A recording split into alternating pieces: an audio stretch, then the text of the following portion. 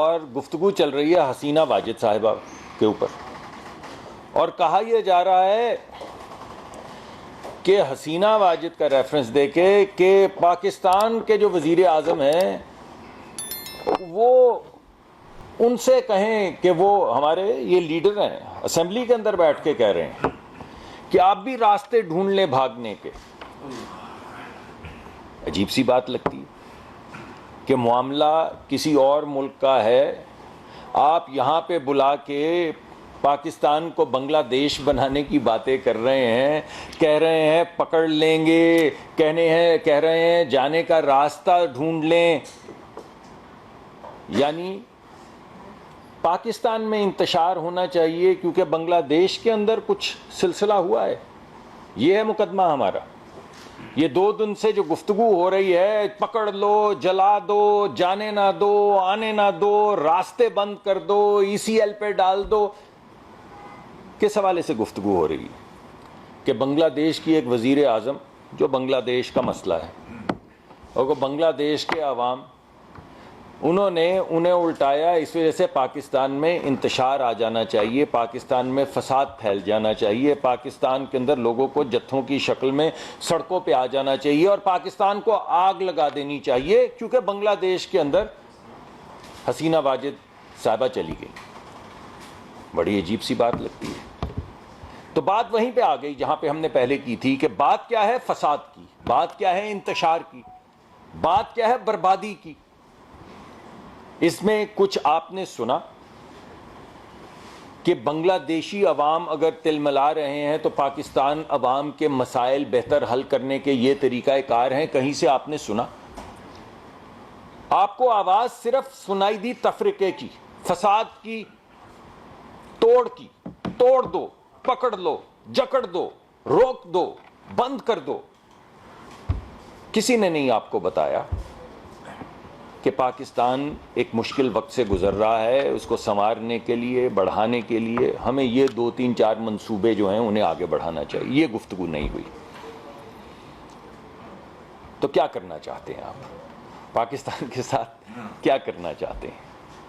जरा आवाम को खुल के बता देना आप कि आप करना क्या चाहते हैं।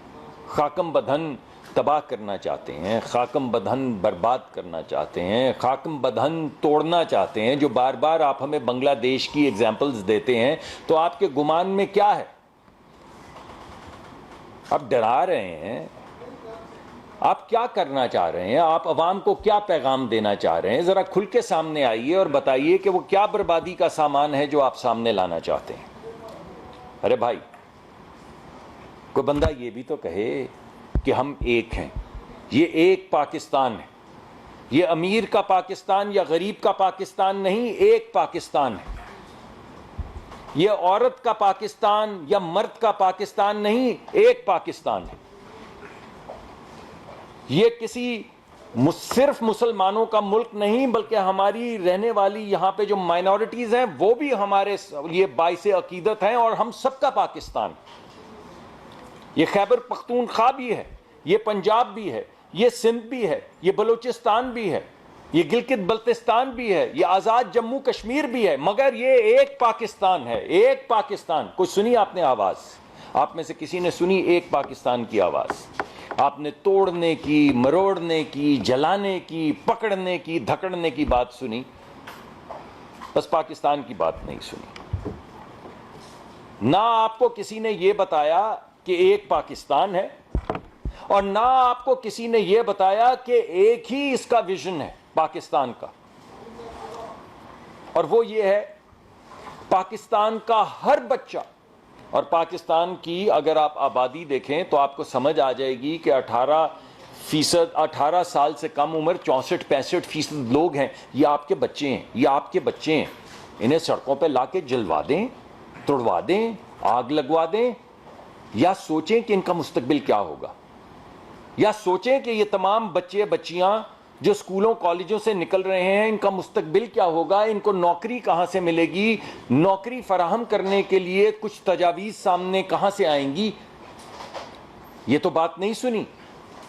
ना एक पाकिस्तान की बात हुई, ना एक पाकिस्तान के विजन की बात हुई जिसमें गरीब आदमी के लिए बिलखसूस मगर हर एक के लिए नौकरी होगी, हर एक को महंगाई के बोझ से हटाया जाएगा, यानी महंगाई का बोझ उस पर घटाया जाएगा, यानी उसकी जिंदगी में सहूलत पैदा की जाएगी, यानी ऐसी सहूलत पैदा की जाएगी जिसके जरिए वो अपने बच्चे बच्चियों को तालीम दे सके, अपने माँ बाप की खिदमत कर सके, अस्पताल जा सके।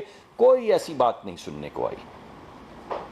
पाकिस्तान तरक्की करे, पाकिस्तान की इक्तसादी हालत बेहतर हो, पाकिस्तान में नौकरियां आए, पाकिस्तान के मुस्तकबिल, बच्चों के मुस्तकबिल रोशन हो, पाकिस्तान के बूढ़े जो ज़ईफ लोग हैं उनकी आंखों में उम्मीद की किरण हो।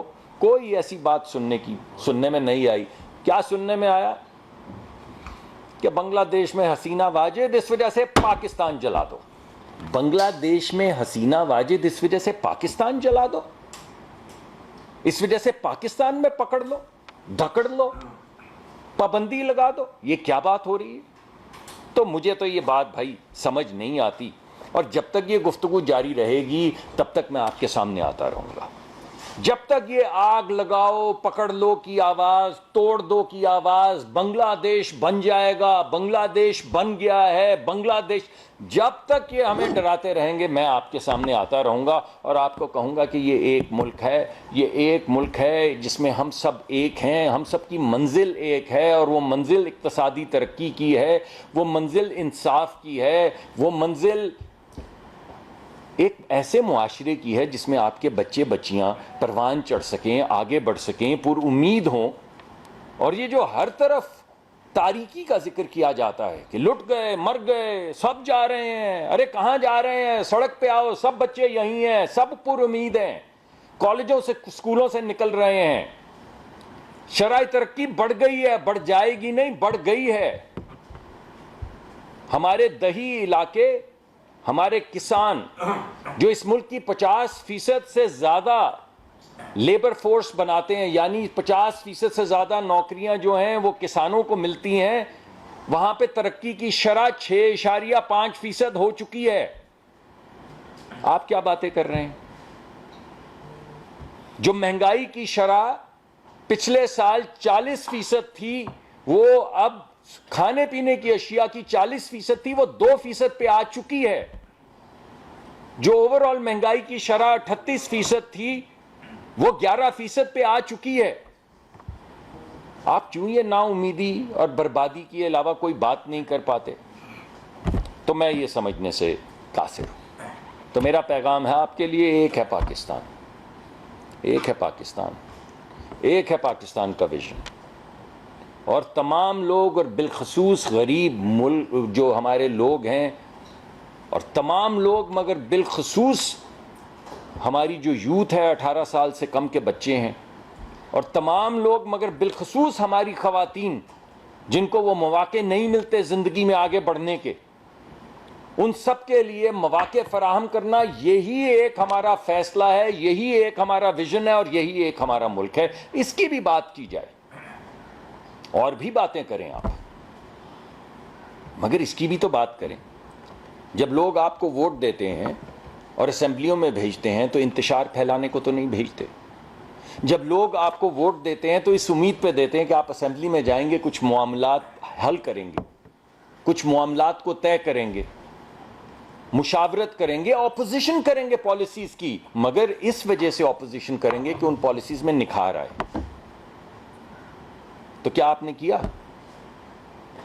आज आप इतनी बातें कर रहे हैं, आप ये बताइए कि क्या जब आप समझते हैं, आप मुझे रोज मैं जाता हूं तो मुझे कहते हैं कि जी हमारी असल में पता नहीं भले से 180 सीटें थी, कोई कहता है 350 सीटें थी, कोई कहता है 570 सीटें थी। मैंने कहा यार आपकी 18,000 सीटें थी, कोई तरीकाकार तो है ना तय करने का कि एक दिन आप शाम को टीवी के थिएटर पे आ जाएं और वहां पे बैठ के बोलें कि हमारी 180 सीटें हैं। मैं कहता हूं हमारी 570 सीटें हैं, 970। ये कोई बात है करने वाली?